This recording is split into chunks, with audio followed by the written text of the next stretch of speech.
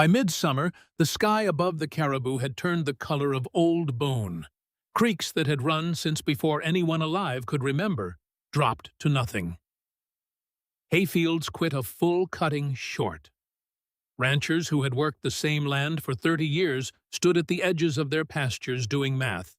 They already knew the answer to the kind of math where every number ends at the same place, and that place is zero. At the auction yards in Williams Lake, cattle moved fast and cheap. Not because there were buyers, because ranchers were selling before the weight fell off the bone. It was not strategy. It was surrender dressed up as timing. Every week, another herd went down the ramp. Every week, another family sat around a kitchen table and talked about what they owed and what they had left to sell, and how long they could hold before holding became its own kind of losing. But there was one place in the valley that was quiet in a different way. No trucks loading cattle in the early morning dark. No long-faced conversations at the feed store.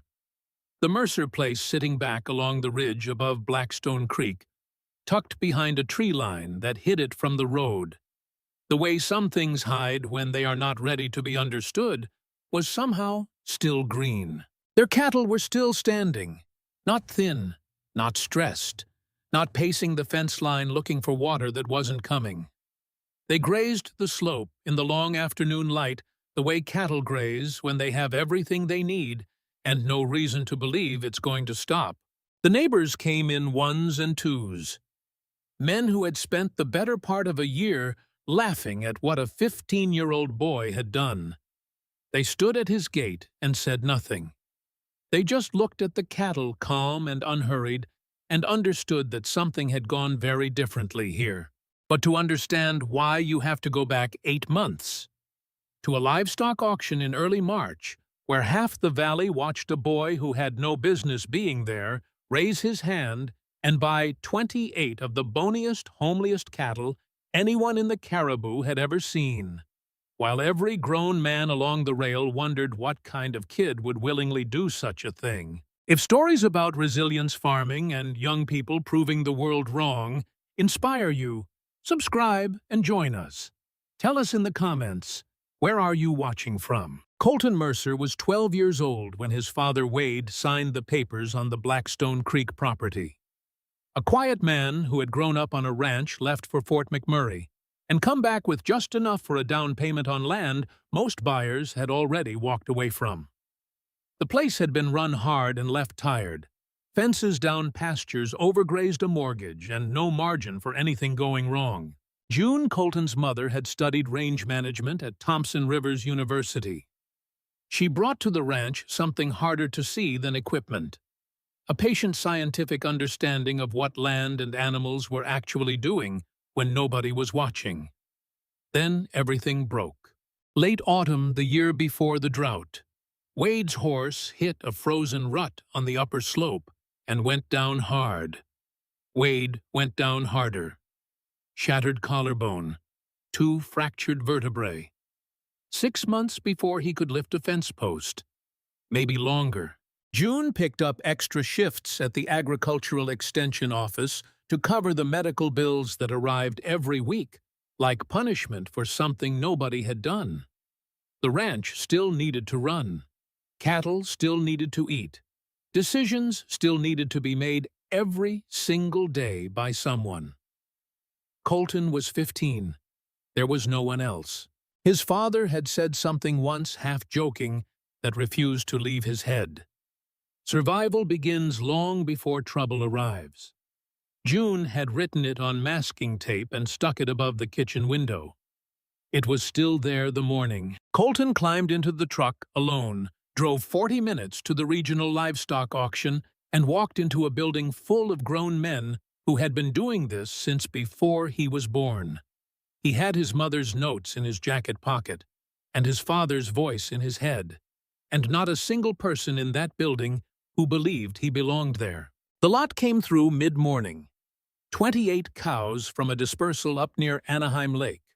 Small, rough-coated, thin enough that you could count ribs from the rail.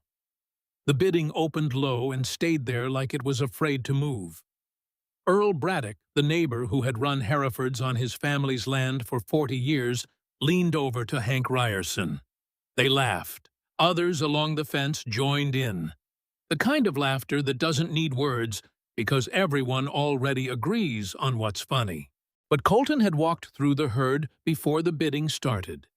The cows were thin but calm, clean legs, hard hooves shaped by years on rocky country. He heard his mother's voice from the notes in his pocket. A smaller cow eats a third less than a commercial Hereford. In a dry year, that math changes everything. He studied the nearest animal. Her eye. Her stance. These animals were not sick. They were built for something most cattle aren't. He raised his hand. He bought all 28. The laughter that went around the rail when the hammer fell was the kind you can hear clearly, even when you are pretending not to. A 15-year-old boy had just spent his family's last operating margin on 28 head of walking shadows. By Saturday, the story was everywhere. Earl Braddock shook his head at the co-op. Hank Ryerson told someone at the hockey rink it was a shame. One evening, Colton stood at the kitchen window without speaking. Finally, he said, "Ryerson says we won't make it to summer." June looked at her son. "Then I suppose we'd better make it to summer." The feed bill that first winter came in well under budget. The lighter-framed cows needed less and used the pasture efficiently, grazing the coarser forage other cattle left behind. Colton ran his mother's 6-paddock rotational system. Each paddock rested before it was grazed again. He kept a grazing log above the kitchen window beside the masking tape. Late November, 8 months after purchase, the first calves hit the ground. Healthy, vigorous. Proof the cows had been bred before the auction. The calving went easier than Colton had any right to expect from a herd everyone said was worthless. Wade watched from the porch in a chair he hated sitting in. He said nothing. But when Colton came inside that evening, his father's eyes were wet, and his coffee was cold, and that told the boy everything no words could have. None of it solved anything yet. The real test was already moving toward them, slow and dry and certain. June came and the moisture vanished like it had never existed. Hay prices climbed to levels nobody had seen in 20 years. Ranchers with large herds stared at the numbers and started calling the auction yards the way people call doctors when they already know the diagnosis. At Blackstone Creek, Colton was into his third rotation of the 6th paddock. Not lush, but not bare. The cattle were grazing, not panicking. Then the coyotes came, 3 nights running. Colton slept 2 hours at a stretch in a chair by the back window with his father's rifle across his lap. A 15-year-old boy alone in the dark, listening for movement, fighting sleep, the way you fight something that is winning. On the second night, sometime past 2 in the morning, he looked out at the cattle standing in the dark below the ridge. He could not see their faces, but he could feel them out there breathing, trusting the fence line and the boy behind it to keep them alive until morning. And for the first time since the auction, he understood something that settled into his chest like a stone. He understood why the men at the auction yard had faces like that. The older ranchers with deep lines and eyes that never fully smiled even when their mouths did. It was not because they were hard. It was not because they were unkind. It was because they had all sat exactly where he was sitting right now, in the dark, with a rifle on their lap, and no one to call. By the third morning, he could barely stand. June made him go to bed. She took the watch. The coyotes didn't come back. Then the water pump failed. Complete stop. No warning. The cistern held maybe 18 hours of water for the entire herd. Maybe less in this heat. Colton crawled under the housing and worked for 4 hours in air so hot it felt like breathing through cloth. He checked every connection. cleaned every fitting, tried the switch again and again. Nothing. The pump was dead, and it was not coming back to life on stubbornness alone. He called the dealer in Williams Lake. Parts not in stock. 3 to 5 business days. He hung up and walked to the cistern, put his hand on the side of the tank and felt the water level through the metal. Low. Already low. 2 calves were nudging the float valve the way animals do when the water comes slower than their thirst. By tomorrow, the tank would be empty. By the day after, the herd would start to collapse. He walked to his father's truck, climbed inside, put his hands on the steering wheel, did not turn the key. He sat there in the heat and the silence, and let the thought come in. The one he had been pushing away for weeks. If he sold the herd now, all 28 cows, and every calf at emergency auction prices, there might be just enough to cover the feed debt and the mortgage payment. He could end it, right now. Let every man in the valley nod and say they had seen it coming. He sat in that thought for a long time, long enough for the sweat to soak through the back of his shirt, long enough to hear somewhere deep beneath the fear a voice that sounded like his father. Survival begins long before trouble arrives. He opened the door, stepped out, walked inside and found his mother standing at the kitchen counter with the phone already in her hand. "I'm calling Earl Braddock," June said, not for sympathy, because his operation was old enough to have a parts graveyard. Earl had a compatible motor housing. He was at their gate within the hour. The man and the boy worked side by side under the pump housing as the sun dropped. Not much talking, just the methodical labor of 2 people who understand that some problems don't care how old you are. They just need to be fixed before the sun comes up. At one point, Colton's hands were shaking so badly from exhaustion that he dropped the flashlight. Earl picked it up and handed it back without comment, the way you hand something back to a person you have decided to respect. When the pump turned over and water began moving into the cistern, neither of them spoke. They just stood there and listened. Earl wiped his hands, looked at the boy, and said quietly, "You've got a good operation here." He drove home in the dark. Colton stood at the fence for a long time. June came out and handed him a coffee. They listened to the cattle settle at the trough without saying anything at all. Late September. The rain came back the way apologies come. Slow, uncertain, too late for most. The valley's damage was already done. Herds reduced. Debt stacked high. Families broken. But the Mercer cattle came through with normal seasonal weight loss. Calves healthy. Pastures already recovering. Root systems intact because they had never been grazed down to nothing. Because regional supply had tightened, cattle prices rose sharply that fall. Colton sold part of the calf crop at prices that after everything felt less like profit and more like the land saying thank you. Not a windfall, a margin. For a ranch being run by a 15-year-old boy in his second season, it was everything.